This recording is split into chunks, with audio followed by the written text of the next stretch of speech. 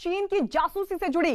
राष्ट्रपति, पीएम, केंद्रीय मंत्री और वित्तीय संसाधनों की जासूसी के बाद अब जानकारी निकलकर सामने आ रही है कि चीन की कंपनी जेनुआ इन्फोटेक ने घोटाले, आर्थिक अपराध, ड्रग्स रैकेट और सट्टेबाजी में शामिल आरोपियों की भी जासूसी करवाई है। जानकारी के मुताबिक चीन ने 6000 से ज्यादा लोगों की जासूसी करवाई जो किसी घोटाले से प्रत्यक्ष या परोक्ष तौर पर जुड़े हुए हैं। जानकारी यह भी कह रही है कि जेनुआ इन्फोटेक ने चारा घोटाला, सत्यम घोटाला, व्यापम घोटाले से जुड़े अफसरों और आरोपियों की जासूसी करवाई। चीन की जासूस कंपनी ने सोनिया गांधी के दामाद रॉबर्ट वाड्रा और कर्नाटक के पूर्व सीएम एचडी कुमारस्वामी और झारखंड के पूर्व मुख्यमंत्री मधु कोड़ा जैसे चर्चित लोगों की भी जासूसी करवाई है। आपको बता दें कि इन सभी लोगों पर किसी ना किसी घोटाले का आरोप लगा है जिनकी जासूसी करवाई गई है।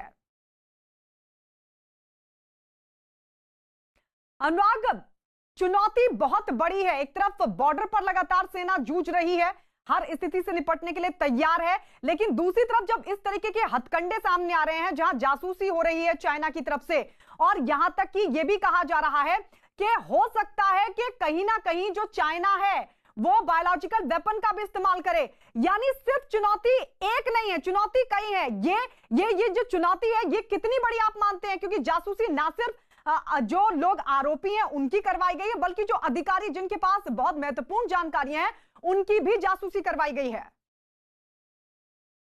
देखिए, मुझे लगता है कि चाइना ने सब कुछ झोंक दिया है। जो कुछ रिसोर्सेज उसके पास अवेलेबल हैं, चाइना ने सब कुछ झोंक दिया है, क्योंकि चाइना को साफ पता है कि ये जो पूरा रीजन है इसमें और पूरी दुनिया में भी अगर आप देखें तो चाइना को भारत ही टक्कर दे सकता है, चाहे वो पॉपुलेशन के हिसाब से हो, रिसोर्सेज के हिसाब से हो, सेना के हिसाब से हो। तमाम चीजों में चाइना को अगर उसका कोई पड़ोसी मुल्क टक्कर दे सकता है तो वो भारत है। इसलिए कमजोर करने के लिए भारत को चाइना ने अपनी पूरी ताकत झोंक दी है। ले से लेकर के आप देखिए तमाम गवर्नमेंट में, यहां पर भी जो गवर्नमेंट इन एग्जाइल है, तिब्बत गवर्नमेंट इन एग्जाइल है, उसमें इस तरीके का कुछ दिन पहले मामला आया था कि जासूसी यहां पर की जा रही थी। उससे लेकर के आप देखिए कि कैपिटल जो भारत की है दिल्ली में तमाम बड़े नेता, तमाम बड़े नेताओं से जुड़े हुए लोग, तमाम अधिकारी, उन पर जासूसी की जा रही है, प्राइवेट कंपनियों की जासूसी की जा रही है, बिजनेसमैन की जासूसी की जा रही है। और अब ये जो सबसे लेटेस्ट मामला आया है कि जितने भी घोटालों से जुड़े हुए लोग हैं उनकी जासूसी की जा रही है। ये बेसिकली एक डेटाबेस तैयार करने की कोशिश है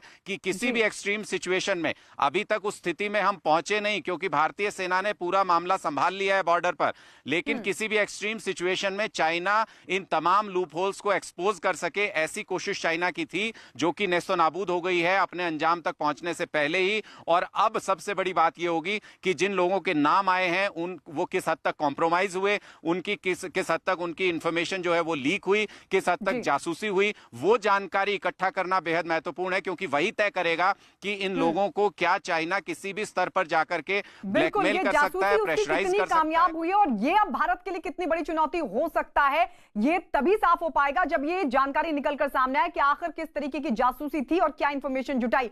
इस सबके बीच आपको बता दें कि चीन ने जासूसी कांड से पीएमओ के बड़े अधिकारियों, राज्यों के मुख्य सचिव, डीजीपी को भी निशाना बनाया। करीब 370 से ज्यादा बड़े अधिकारियों की चीन ने जासूसी करवाई है, जिसमें 23 मुख्य सचिव और 15 डीजीपी के नाम भी शामिल हैं।